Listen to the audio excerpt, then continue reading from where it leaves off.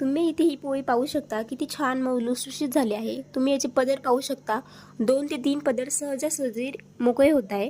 नमस्कार, मी स्नेहल। आज मी नवीन स्वयंपाक शिकणाऱ्या मुलींसाठी मऊ लुसलुशीत पोळी चपाती अगदी सोप्या पद्धतीने कशी बनवायची ते दाखवणार आहे।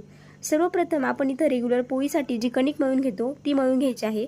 त्याप्रमाणे इथं मी कणिक मळून घेत आहे। मऊसर आणि घट्टसर असं पीठ इथं तयार झालं आहे। आता मी हे 10 मिनिटांसाठी रेस्ट करायला ठेवते। त्यानंतर काय करायचं, एक चपातीसाठी आपण जो उंडा घेतो तो घ्यायचा व त्याचे 2 समान भाग करायचे।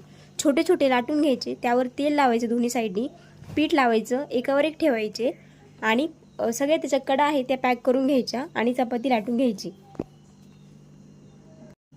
चपातीच्या कडा आहे त्या चांगल्या लाटून झाल्या की तव्यावर चपाती टाकायची, त्याची एक बाजू चांगली भाजून घ्यायची।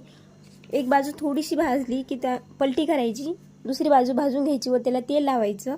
तुम्ही व्हिडिओमध्ये पाहू शकता चपाती आपली किती छान फुगते। या पद्धतीने आपल्याला ही चपाती भाजून घ्यायची आहे। शेवट तुम्ही पाहू शकता चपातीचे किती छान पदर रिकामे होत आहे।